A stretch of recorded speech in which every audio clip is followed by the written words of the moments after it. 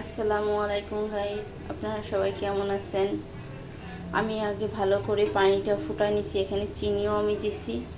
এখন আমি মশলা চা বানাবো, লাল চা বানাবো। এখানে আমি দিছি এই যে আদা, তেজপাতা, গরম মশলা, এলাচ। এই মশলার চাটা খেলে ক্লান্তি দূর হবে, শরীরটা চাঙ্গা হবে, অনেক ভালো লাগে। এখন একটু ভালো করে ফুটতে থাকুক, 2-1 মিনিট ফুটুক। আমি এখন চাটা এখানে দিয়ে দেবো।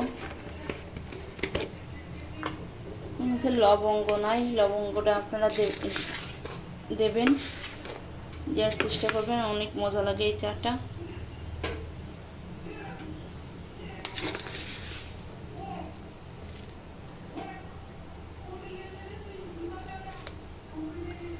যখন আপনার হাজবেন্ড অফিস থেকে আসবে বা কাজের থেকে বাড়ি থেকে এই চাটা দেবেন, সাথে সাথে ক্লান্তি দূর হয়ে যাবে।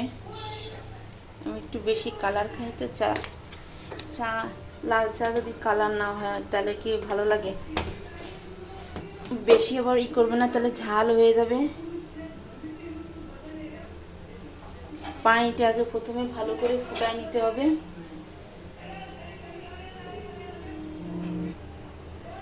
এই দেখেন আমার চাটা কমপ্লিট হয়ে গেছে।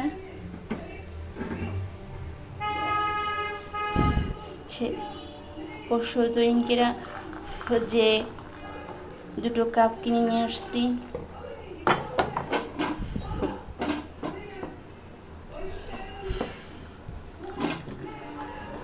মাটির কাপে যে চা খাওয়া যে একটা শান্তি, প্রশান্তি অনেক অনেক ভালো লাগে। আর আমার কাপ ভরে চা না খেলে ভালো লাগে না। এইভাবে চা খেয়ে দেখবেন, যাদের মাথায় মাইগ্রেনের সমস্যা আছে তারা এই চাটা খাবেন, দেখবেন যে সাথে সাথে নিমিষে আপনার মাথা ব্যথাটা কমে গেছে। আর যারা চা তো পছন্দ করেন তাদের কথা বলবো কি, এই চাটা খেয়ে দেখবেন, অনেক মজা। আমার বাসায় লবঙ্গটা ছিল না, সেজন্য দিতে পারিনি। লবঙ্গটা দেবেন। আমি লেবু কাটিছি, কথায় কথায় আপনাদের সাথে লেবুটা দিতে ভুলে গেছি। যে লেবু, একটু লেবু দিয়ে দিলাম।